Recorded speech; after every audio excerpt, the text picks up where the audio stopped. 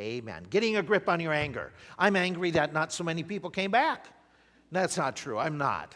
But we're talking about this idea of getting a grip on your anger. And the reason that I want to talk about it for a little extended period of time, this is a topic, if you were to take your Bible and start exploring, this is a topic that God frequently talks about. I was kind of shocked by the number of verses. Some estimate that anywhere from between 150 and 200 different verses talk about it.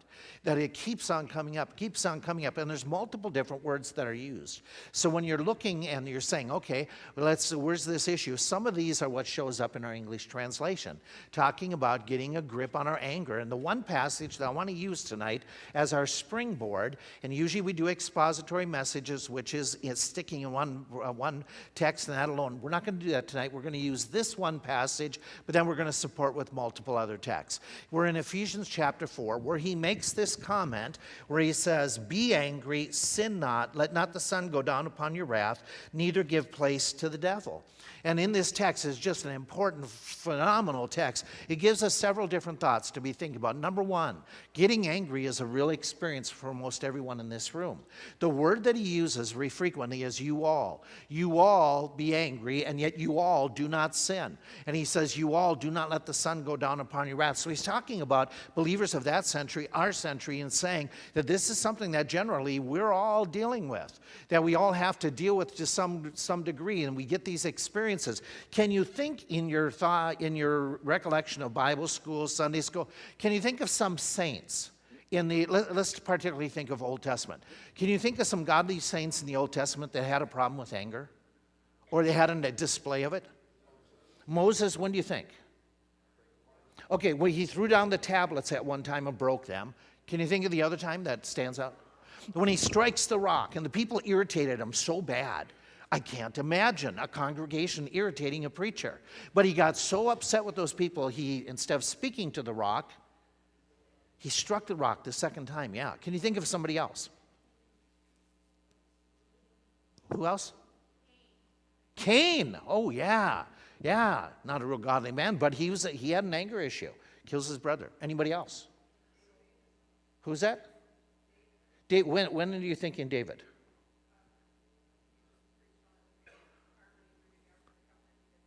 Yeah, there's a couple different occasions with David. You brought up the one where they're moving the Ark of the Covenant the wrong way. And as they're moving the Ark of the Covenant, remember, they're doing it on a cart. They weren't supposed to. And they hit a bump. It must have been in Pennsylvania roads. They hit this pothole, and the Ark starts shaking, and Uzziah puts his hand up, and what happens? What is David's response? Who's he get mad with? God, yeah. Another time David gets mad where Nabal, remember the situation? Nabal made fun of David and his troops wouldn't feed him, wouldn't pay him off for protection. What was David going to do? He was going to kill him. And who intervenes?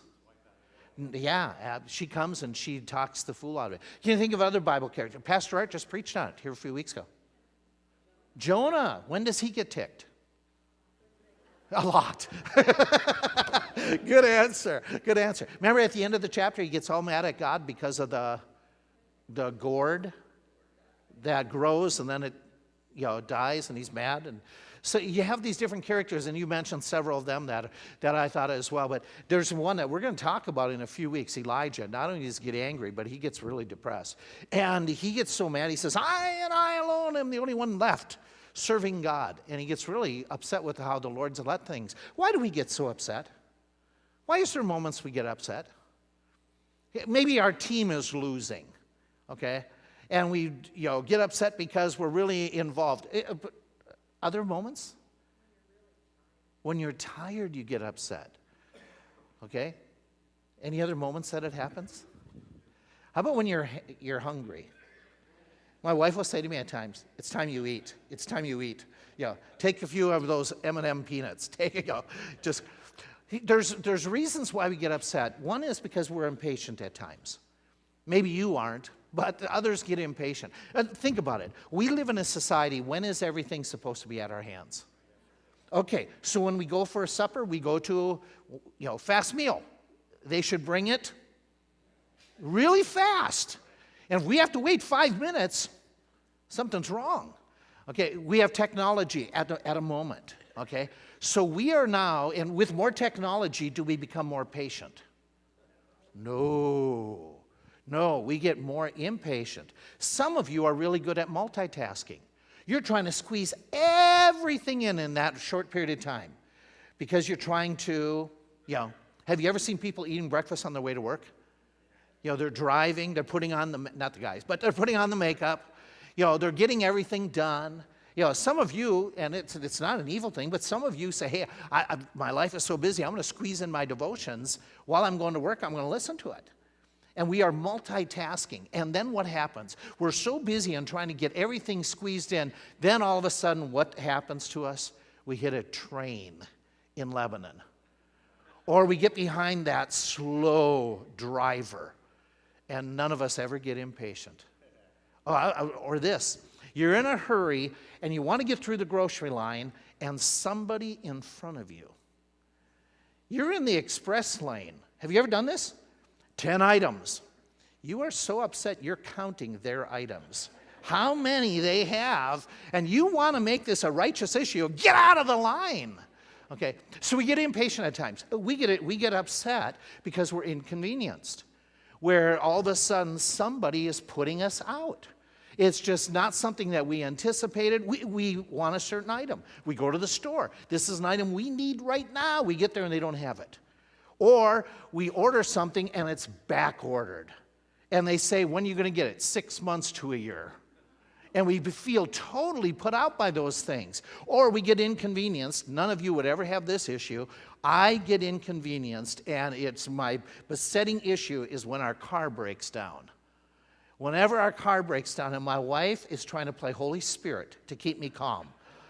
And so we went to Philly a few weeks back on a Friday evening, and I blew out a tire on the turnpike, like a 50 yards from the exit to get off, and it's raining, a storm has just come. And so when my tire blew. It was just like that. And I was taking my van, and my van, whoever designed them, I pray that they have flat tires. Okay, so that they learn how. It's in those vans where they have the donuts stuck up underneath the middle of the van. Have you ever used those? In order to get the tire out, you have to dismantle the console, unscrew so the tire drops down, and then you have to crawl under and get the tire out of this case. I got a flat tire. The car is like this. I'm not thin. I can't get in there, and it's been raining, and my wife says, look at this, it's better, it's really good. At least you're not on the other side where the traffic is. Yeah, tell me about it, wife. Yeah. Oh, praise God, the rain has stopped. Yeah. And so you have those moments, okay, that you feel extremely inconvenienced, or we're busy, you have a day at work, it's very busy, and somebody throws another item on your tray. Right about 5 minutes of 5 when you're ready to go home. And it bothers us. We get upset about it, or we get irritated with others. Somebody's sitting there, they're at work,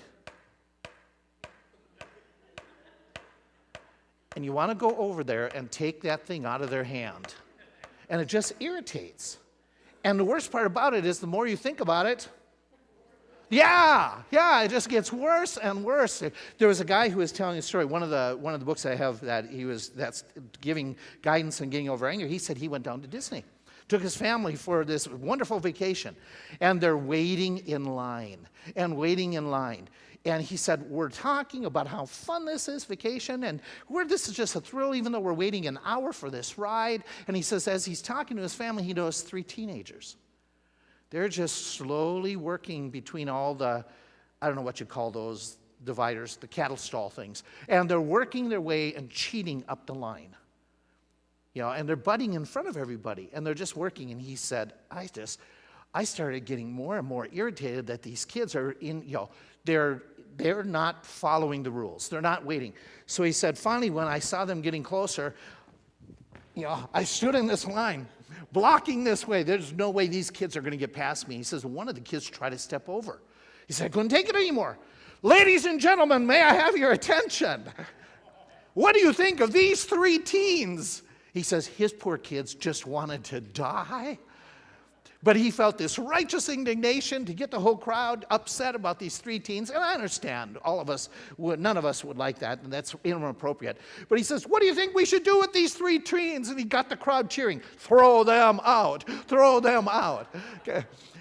So sometimes those happen, or this. We become insistent that things have to be done our way. For what reason, I don't know.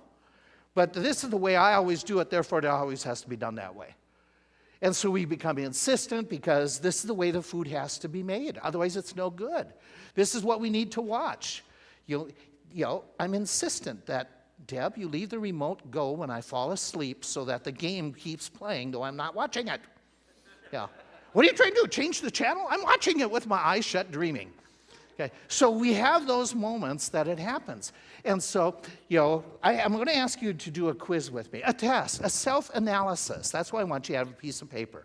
You're going to need a piece of paper that has a blank that you can write down numbers and just evaluate where you're at. Now, I've taken this from some Christian psychologist, et cetera, who has put this together, and he's doing it somewhat tongue-in-cheek, but he's saying, I want you to help you to evaluate yourself. How much of an issue? I fear that most all of us are going to become angelic by the time we're done here. So I'm going to ask you to become very honest, okay, as you rate your IQ. Your IQ is your irritability quotient, okay? That's our IQ tonight. I want you to be honest and realistic, okay? Don't paint this picture of yourself that, you never, ever get upset. And your wife nudges you and says, stop that! Okay, don't do that. Be very honest here. And so we're going to give you numbers. And you're going to, just as I read a statement, you quickly get a number of how would you rank. And here's what you're putting down. You're putting down a 0, a 1, a 2, a 3, a 4. Okay, of these different questions, there's 25 of them, and then we're going to add up the numbers afterwards of these instances just to help evaluate yourself. We're going to end up coming that we are saintly, godly, and that we are, or we're dead, or we're going to come to the point where, hey, we've got to really deal with some things. And so here, let me get started. You got a pen or pencil, you got a piece of paper, start writing down your numbers. 0, doesn't bother you at all. 1, a little bit irritated, moderately, quite angry, very angry. Here we go. You unpack an appliance that you just bought. You plug it in, it doesn't work. Where would you go with that? What would be your number? Here you go, number 2. You are overcharged by a repairman who has you in a bind because he's the only one available to get it fixed. But he's overcharging you. How irritated would you be? Number 3. You are the one who is singled out for correction when the actions of others go unnoticed around you. Okay? Like, remember the days in high school? Somebody really cut up, but you get in trouble. Number 4, you get your car stuck in the mud or snow. Or you break down on the turnpike with a flat tire. Okay. Number 5, you are talking to someone who doesn't answer you at all. They keep ignoring you. Number 6, okay? Number 6, while carrying 4 cups of coffee to your table, someone bumps into you and you spill all the coffee that you paid for, and it cost you $100 for all that coffee. Number 7, someone pretends to be something he or she is not, and you know it. How irritable do you get with that person? Number 8, you hang up your clothes, but someone knocks them to the floor and they don't bother picking up your coat or whatever the item is. Number 9, you are hounded by a sales clerk the moment you enter the store or the car dealership. We'll add that for you, Mike, okay? They are hounding you. How irritated do you get? Number 10, you made arrangements to go somewhere with someone, but at the last minute, they backed out and they're leaving you having to go all alone to this thing you didn't want to go to. How irritated would you be? Number 11, you're being joked about or teased when you ask them to stop and they continue. Number 12, this was in here for me. Okay. Your car is stalled at a traffic light, and the guy behind you keeps blowing his horn. Number 13, You accidentally make the wrong turn into the parking lot the wrong way, and someone yells at you, "Learn to drive!" How irritated do you get with that person? Number 14. Someone else makes a mistake at work and they blame it on you. Number 15. You're trying to concentrate, but someone near you keeps tapping their foot, their pen, or pencil. Number 16. You lend someone an important book or tool. They fail to return it when they said they would. Number 17. You've had a busy, busy day.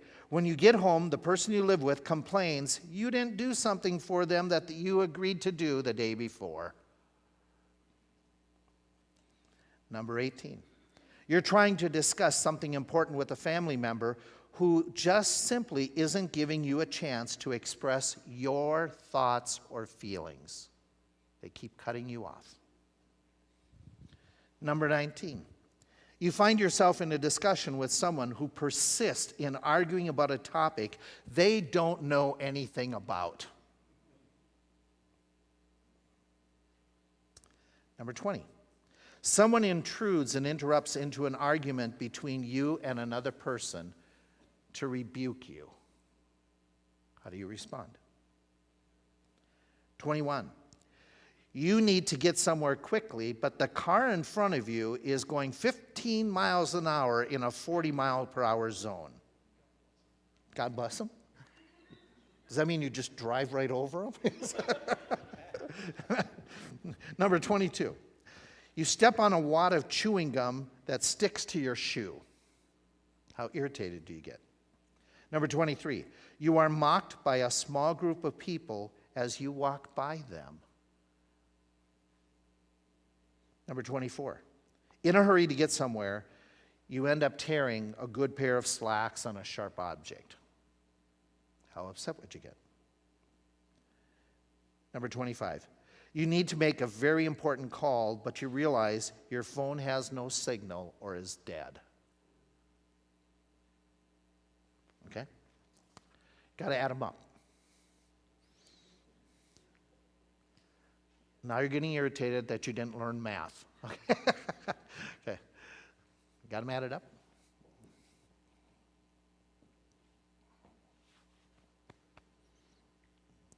And I remind you, this isn't written in stone. This is just one man's way of evaluating his counselees. Now, I'm not going to ask who has the highest number. Okay? We're not doing a prize tonight or a trophy in this way. But if you've got your number, here we go. Okay? Here was how he assessed his patients, the people that he was dealing with, his counselees. If you said 0, that you don't get irritated at all, his response was, you have the lowest score possible and never get irritated. You're either sinlessly perfect or you're lying. Okay. Let's do the 1 to 45. Your anger is very low compared to most. You're one of the select few noble people. Okay. Here's one. You are more peaceful than the average person. Here, you are in the average. You respond the way most people do as time goes by. We're getting better. Are we getting closer? Okay. You react in anger quite often. You are more irritable than most people. If you scored 86 or above, you're an anger champion. People with these numbers are often considered hot-headed people. Okay, now the flaw with this is some of you who have self-evaluated, you say, "Oh, I'm down at the, I'm not perfect. I'm 3." Okay, so I'm way down low, therefore I don't need to listen. Please don't do that. Please don't do that. Listen to what we're going to be talking about to help others around you. Or maybe you should get a copy of the questions and have your spouse write down the answers. Okay, you might have a different number that way. But here, just to give you an idea, here, what we're talking about is anger is an issue. This was a demonstration to say that most of us have those moments that we get irritated, we get angered, we become impatient. Number 2 principle that we want to start with as we go through this week and next week, getting angry is not always evil. It is not always sinful. It is not always evil. In fact, there are times when if you don't get angry, that might be wrong. Does that make sense? He says in the text, be angry. There are moments that we should be upset. Be angry and yet don't do what? Don't sin. So he's telling us that according to the Word of God, there are moments that maybe it is appropriate. Now, some people respond. Some will grab a few verses. There are passages like this in Ephesians where it says, let all bitterness, wrath, anger, clamor, evil speaking, let it be put away from you. Okay? We know that. We know that that type of response and outburst, that type of clamor is the idea of yelling at somebody in anger, of getting loud and really boisterous. Evil speaking, the word literally in that text is blaspheming somebody, tearing them down, gossiping about them, ripping them to shreds verbally before themselves or before others. That's the idea, if I'm not mistaken, that those two words, the original words. The other texts that come up are like Psalms 37. Cease from angry, forsake it, forsake wrath. So some will look and say, okay, I am never, ever, ever to express any emotion of upsetness. Ever. Okay, that's not what the Bible says. Okay, as we just mentioned, there's an imperative that there is moments that we should be upset, that should irritate us, that should bother us. In fact, God himself, did he ever get angry? Yes. Yes, this is an interesting study. You can do more. I'm just going to give you a brief. 475 times there's a Hebrew word off that's translated anger or wrath. 475 times. Of those times in the Old Testament, 375 of them are used God getting angry. God having off is the idea. And so we know that Jesus himself, who never did sin, did Jesus ever get angry? You're going to think of the immediate illustration. In the temple, once, twice, on the beginning of his ministry, the end of his ministry. He was so upset that did he physically display anger? Yeah, he did. He flipped the tables, poured out the money changers. Can you think of any other time he got angry? There's several times. Anybody remember? There's a time where it says very clearly, it's one, I'll give you an illustration. He got angry, it says, he looked about with anger. This is the time he's in the synagogue, and he heals somebody that was brought to him. And when he healed that person on the Sabbath day, what did the Pharisees start doing? Yeah, they're criticizing him. How dare him do any kind of help, healing on the Lord's day, on the day of rest, and they were upset. And they were showing a lack of compassion. Jesus looks on them with anger. And so my point is, there are moments that anger can be good, just like there's moments when pain is good. What's the benefit of somebody experiencing pain? Is there any benefit to it whatsoever? It's going to encourage them to stop doing something. So is pain a teachable moment? Yeah, but we don't like it because it hurts, okay? But at the same time, it doesn't feel good. We don't like it. We don't want to see blood. We'll faint, whatever. At the same time, it's not fun. But is there a learning curve that pain provides benefit? Absolutely. Absolutely. You have a little kid, if they touch something that's just something that's a little bit hot, can they learn to stay away from the stove? And that's to their benefit. Okay, in the same way, pain, not all the time, but anger in the same way can be to our benefit. We don't like it because sometimes it comes with a hurt. We don't want to experience the hurt that somebody did something to us or to our kids or whatever. It's not fun, but it can be a problem because of how we express it. But does sometime our anger motivate us to do something right? To change some things? Like in Jesus' case, he became righteously indignant about it, a form of anger. And I know we can get into all the verbiage of it, but just keep with me as simple as we are. There are moments when it is appropriate for us to get upset. Can you think of some things that should upset us? What's that? Abortion. Abortion, it's killing people. And this is me. I'm watching the news and I'm talking, is it Abrams running for senator or governor down in Georgia? She made the comments that ultrasound where they hear the heartbeat, that's a false sound. There is no such thing as a heart beating at 6 weeks old. And she's making that one of her campaign issues. When I'm watching her making these statements on the stage, this is my reaction is, get off the stage. Yeah, and she's saying scientifically, it's been proven. So should we get upset or motivated at times by some other situations? Can you think of some things that should upset us in a positive way? You said abortion. What else? What'd you say? Child abuse, the trafficking of kids, the molestation, the abuse of children. We should get upset if that happens. If somebody that we know is doing it, we should be upset enough to report it, to engage. Can you think of other things that might frustrate us? What's that? I'm sorry. Should it motivate us to vote and to do something? Absolutely. Absolutely. Do you parents, does anything ever frustrate you or, get your craw when your kid does something? Does lying, does it raise your blood pressure slightly when your kids are lying to you? Frankly, it should. That's wrong.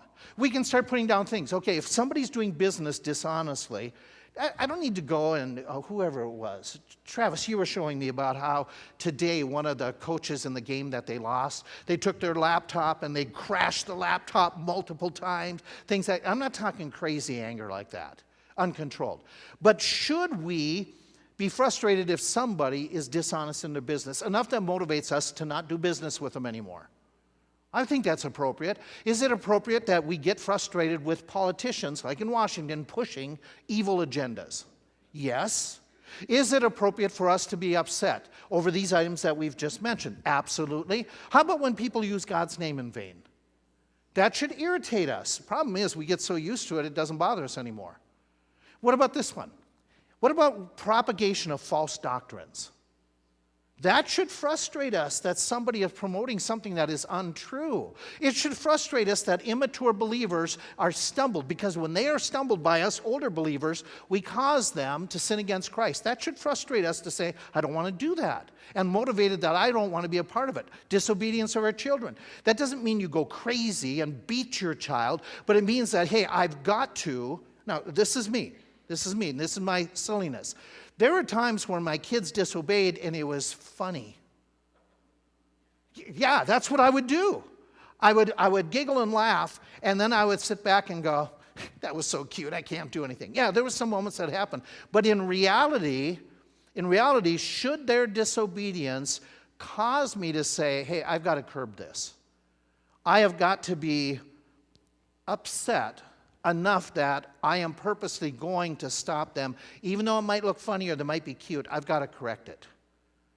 Under control. They're at self. I don't know about you, but I think it's appropriate to look in the mirror and sometimes, how could you do that, Wayne? How could you say that? So that I am motivated to change. What about this one? Lack of compassion shown by others. Does it bother you if somebody just ignores other people or discounts other people or talks about other people? I remember a situation, it was quite a while back, that a couple of our teenagers were talking about another teenager, and I walked by them in the foyer, and they were talking about how that other teenage girl, she just comes from a poor family, she doesn't know how to dress appropriately, and I'm not going to talk to her. That really ticked me off. Not to the point that I was out of control, but enough to motivate me to say, I need to talk to you two girls. Your attitude is wrong. That you're discounting somebody based on their income, based on their level of what their parents can afford. That's wrong. Don't you agree? Okay. So you look and say, okay, what about when somebody tries to corrupt worship of God? Okay, and tries to introduce something that is really not appropriate. That should get our ire, and I'm not saying out of control, but it should say we're going to stand up for what's right. Because oftentimes, if we don't get irritated, we just say, okay, we'll just walk by. Sometimes we ought not to walk by. And so it's appropriate at moments. Let's add this third thought. Getting angry can and most often does become wrong. It is sin. And that's where he's warning us, because oftentimes when we get upset, it leads us into doing something that is wrong. So he warns us, stop. And by the way, the verbiage in these words where it says, and sin not, neither give place to the devil, both the verbs there mean stop doing this. Believers are doing this. They are, at that time, they are letting their temper get the best of them, and they're sinning. They are letting themselves to let their temper, their anger, their frustration get to the point that Satan is getting a victory. So he's warning them, hey, stop doing this. Stop doing this. You got to stop. And so you and I need to answer this question.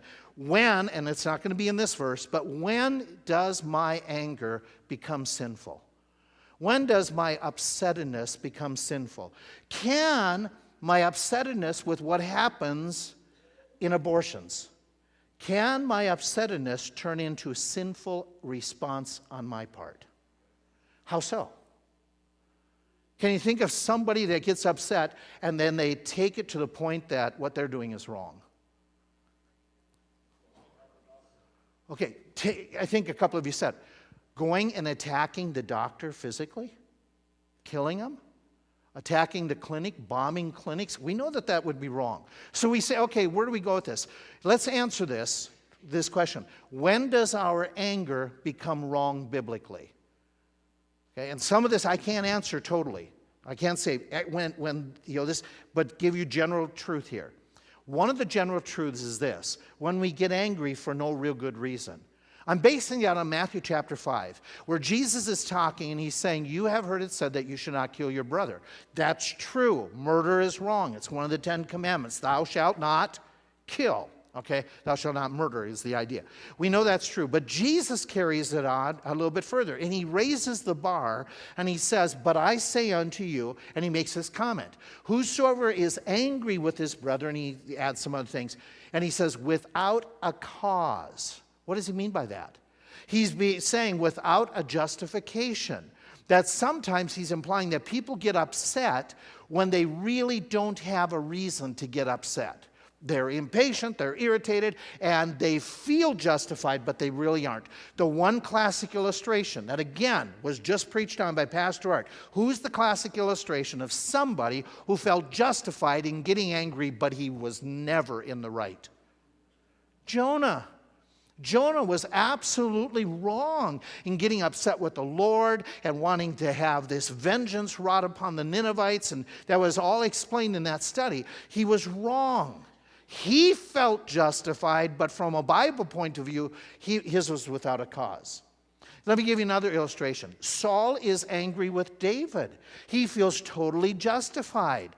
But his reason for getting angry with David was basically it's rooted in what other sin?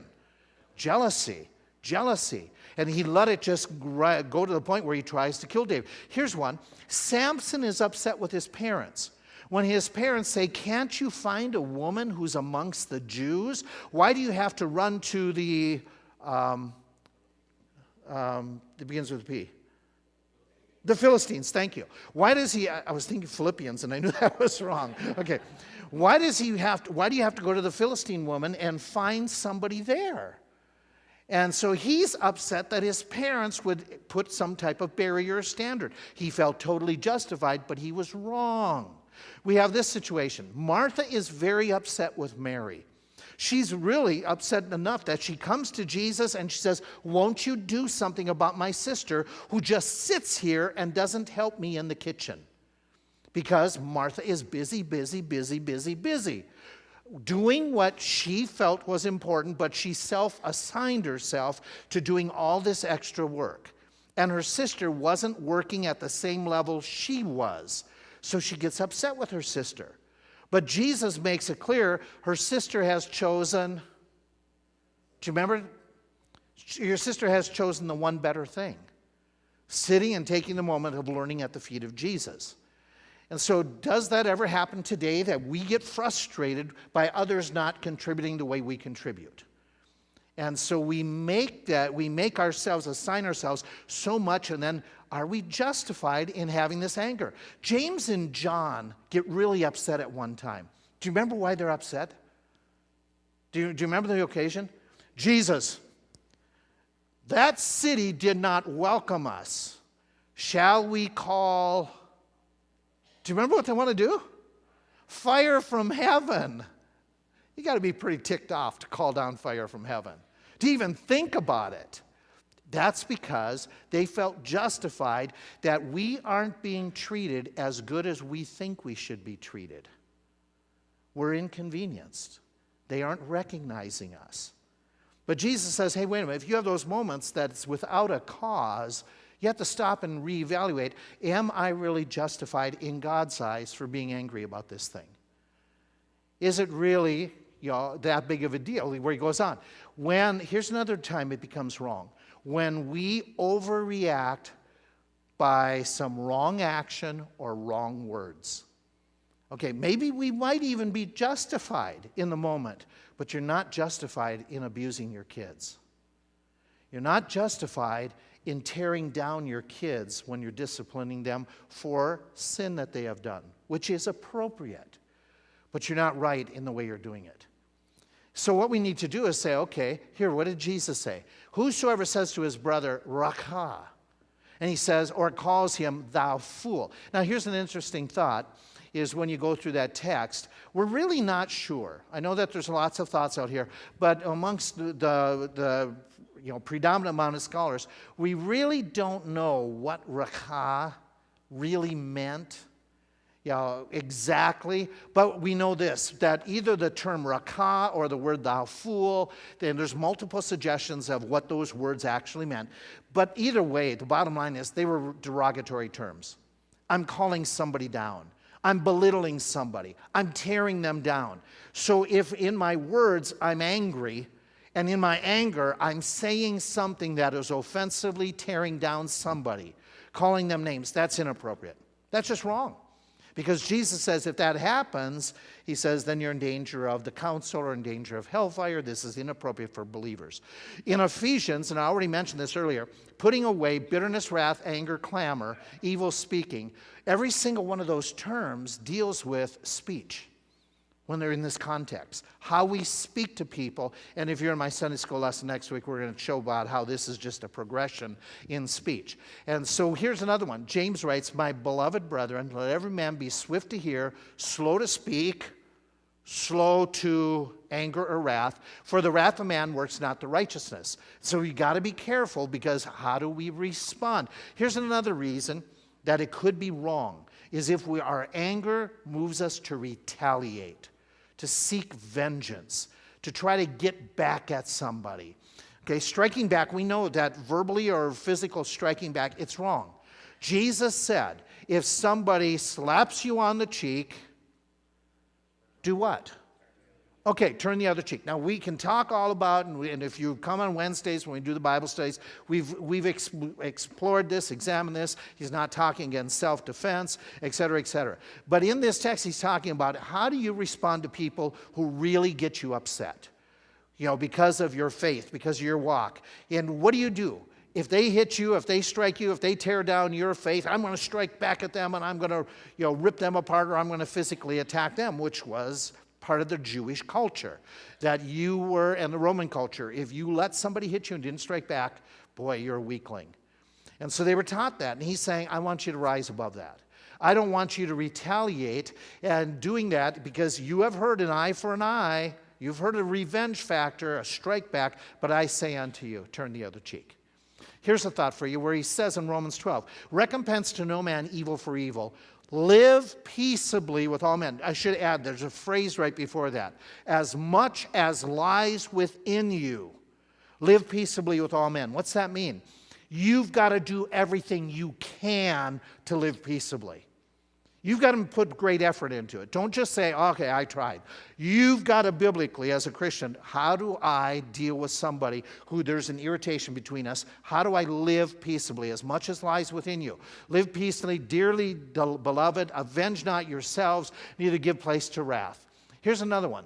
When we let our anger fester and do not deal with the offense, it is wrong to be upset, and then you say, well, I'm not going to deal with it. I'm just going to let it go. But as you let it go, it festers in your heart. And where does it usually lead people? What usually comes into their spirit as time goes by? Bitterness. Bitterness. Jesus has written in his word, let not the sun go down upon your wrath. Cease from anger, forsake wrath. Follow peace with all men and holiness, lest any root of bitterness spring up, may trouble you, and thereby many be defiled. We're going to talk more about that bitterness next week. Here's another reason. We let our anger control us and not us control it. It's wrong. If other drivers, they frustrate me. Nobody drives as wisely as I do, okay? And I'm saying that jokingly, please, okay? We think we're driving the right way. When somebody drives in a way that they're going too fast, too slow, too close, whatever, do you ever in your spirit want to, okay, they were on my bumper. Now I'm going to slow down and they're going to get ahead of me. And what is your spirit want to do? Get up on their bumper. And it's like, well, now wait a minute. Is there wisdom? Is your anger running you, or are you running it? By you starting to tailgate somebody, are you wisely putting your family and others in danger, your own vehicle? You know, what if they react? Where does this stop? And most of us, we say, okay, we read the stories, we're not living there, but road rage is a real thing. Okay? So does it control you or it? When we express or handle anger in a way that stumbles other Christians, I would implore you as parents, please examine, watch, let me rephrase this. How do your kids handle anger? Typically, they practice what they've seen. You're their model. So in reality, how do you speak to your kids when you're upset? Do you get harsh? Do you slam things down? When you're watching a game, when you're watching sports, do you have to be screaming by the way, just to let you know, they don't hear you at the other end, okay? Your screaming isn't going to make any difference, okay? But you're yelling and you're screaming and you're all upset. Then when your kids play sports, do they get upset with other kids? Where did they learn that? Where did they learn to all of a sudden speak harshly? I know it's part of the sin nature, but speak harshly to their brother or sister. To say something in a fit of rage, they just respond back to you. Did you give that as an example? The way you talk to each other? The way you talk to them when something goes wrong? They are younger believers. Do you remember what the Word of God says? That we sin if we stumble younger believers. When we trip them up in such and such a way. So what we want to say is, okay, here's another thought, and I'm going to stop right here. Thought is when we delay or refuse to seek reconciliation. This is when our temper, our anger is wrong. We refuse to reconcile. We delay in reconciling. Let's close with this passage. According to this text, when are you supposed to seek a reconciliation with somebody if there's a problem between you and them? They've gotten ticked with you or vice versa. What's that? How do you get the right away out of here, Jim? If you bring your gift to the altar, what do? You leave the gift and you go and get reconciled. You know what he's talking about? You live in the Old Testament era? You live in Galilee, where he preached this sermon. You live in Galilee. How long would it take you to get to the temple to offer a sacrifice? Several days. Would that be an expensive trip? Yeah, so you travel several days. While you're there making sacrifice in worship, you remember that your family member is really ticked with you. You're supposed to leave your gift, go back home, make it right, and then come back again. That's a lot of effort that most all of us would say, that's too much effort. That's what Jesus was getting at. You're supposed to make the effort to reconcile. In our hearts, who's supposed to reconcile? If Deb and I were to have some tense moments, okay, who is supposed to reconcile? Surely she is. In every occasion. Biblically, who's supposed to? If I know it's there, I'm supposed to take the first step. By the way, if she knows it's there, she's supposed to take the step too. But wait a minute, that might be too much that I would admit that I overreacted. It's not too much for you as a believer. You need to say, okay, what does the Word of God tell me? It tells me that I'm supposed to deal with this ASAP.